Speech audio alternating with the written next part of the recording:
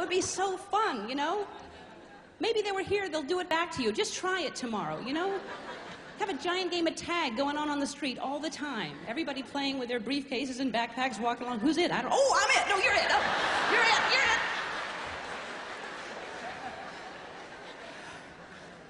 it. At work, just play. When your boss comes in looking for you, just play hide and seek. Just duck behind the desk. Just.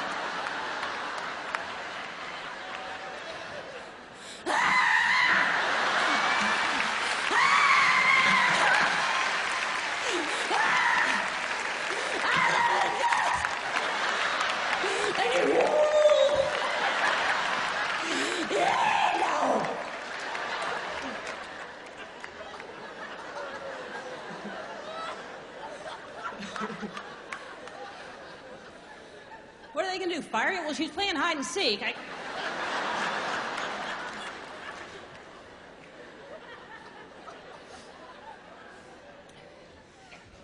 Children are so amazing. They just remind you of just how simple things should be, you know? I have a godchild that is the most beautiful thing in the world to me. My godchild, she's an angel. She's just a little precious, just ray of light. She's 2 or 6, or I don't know, but she's...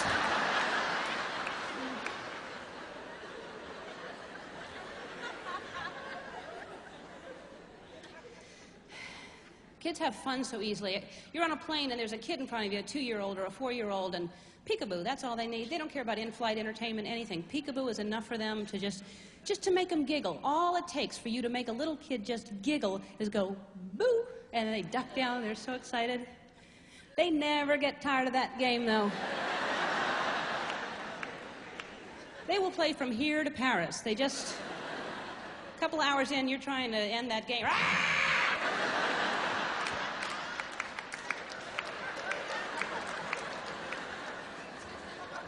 My imagination is, that stops me sometimes. When you're a kid, imagination is fun and nobody tries to stop it. When you get older, you all of a sudden use your imagination to keep you from doing things.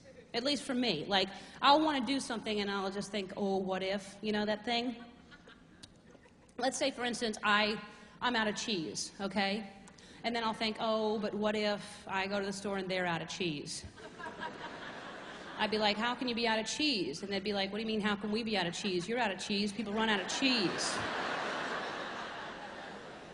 Then I'd be like, yeah, but you're a store. You should have cheese stocked up in the back for people like me coming in looking for cheese. And then that's when they send the manager over, who thinks he's so cool for being the manager, because his picture's framed in front of the store because he's the manager, you know? And he'd be like, what seems to be the problem, ma'am? Which to me is so condescending, like, little lady, you know? And I'd be like, the little lady's problem. He'd be like, who's a little lady? I'd be like, shut up and listen to me. You're out of cheese, and I want some. And he's like, well, how about some cottage cheese? Like, he's going to negotiate the situation. He's a diplomat because he's a manager, you know?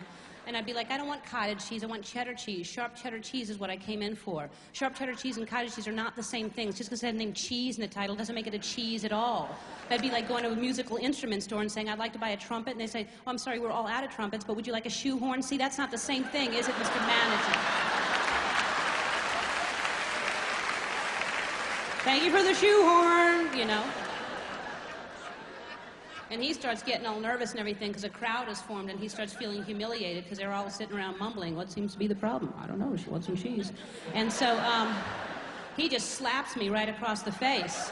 And so that's when Skip, the part-time guy who works there, who hates the manager because he thinks he's so cool for being the manager, and treats Skip like shit because he's just the part-time guy. And Skip's going to quit in the fall and go back to school anyway. He doesn't even need the money. He's from a wealthy family. He's just doing it for the experience because his family wants him to work one summer.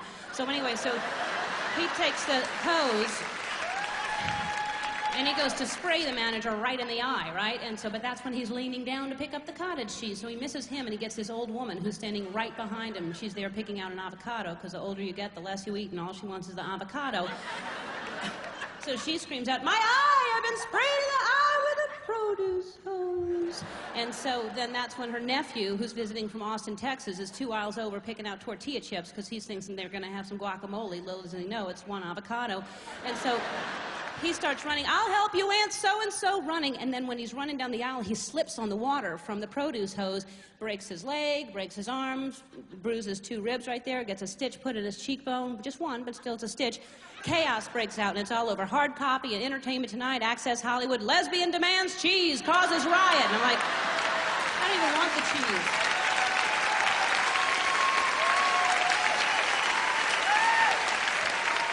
You know? To me, the key to being fashionable, and I've been interviewed on this hundreds of times, is standing out but fitting in.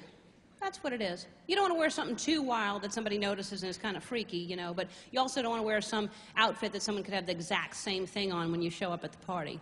That's embarrassing. I don't know if that's happened to you, but that's happened to me twice. Both times it was William Shatner. And I'll tell you something.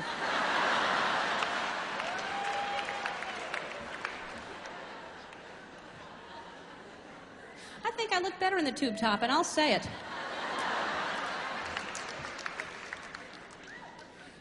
I don't know. I dress kind of boring. I don't care. I don't go for all trendy stuff. I don't understand. Sometimes I think the fashion designers are just trying to see what they can get away with, you know?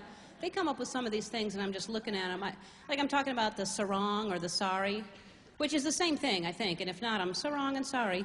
But...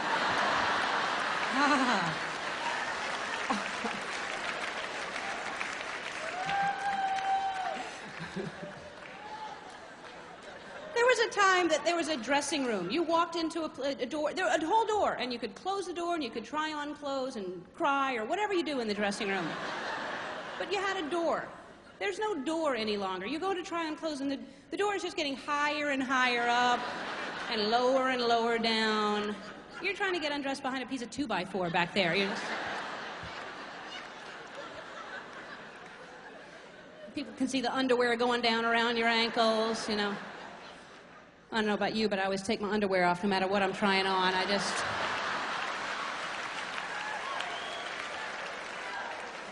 Just a habit, really. That's if the salesperson can get to you, because they couldn't before with the door. They'd just be on the outside of the door. "Can I get you anything? You need anything? Everything all right in there? How's everything? Can I get you anything?" Now they can just poke their head in there. "Can I get you anything? How's everything? Need anything? Everything all right?" Roll in upside down on that little car mechanic gurney that they get.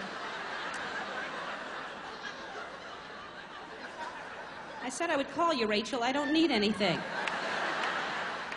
Scoot. Boy, they check on you a lot, don't they? What could be going so wrong that they need to check on you that often? My bra's in my ass!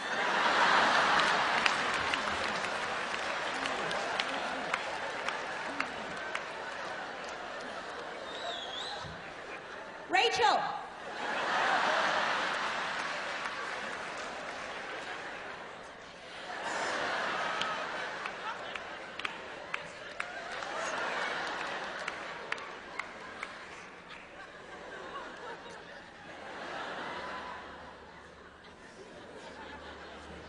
I like to see how far they'll go to help you if you tell them your bra's in your ass.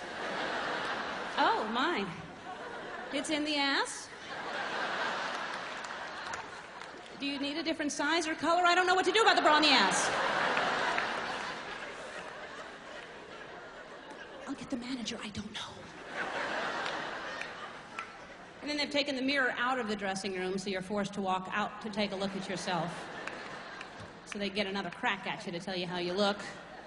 Because you don't have opinions of your own. Just, "That looks fabulous." Really? Yes. Yeah, your ass looks fabulous. That's how they get you. If they tell you your ass looks good, you're buying it. That blouse makes your ass look fabulous.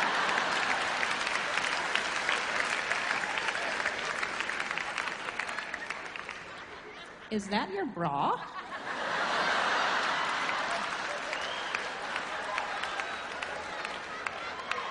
Well, it makes your ass look fabulous.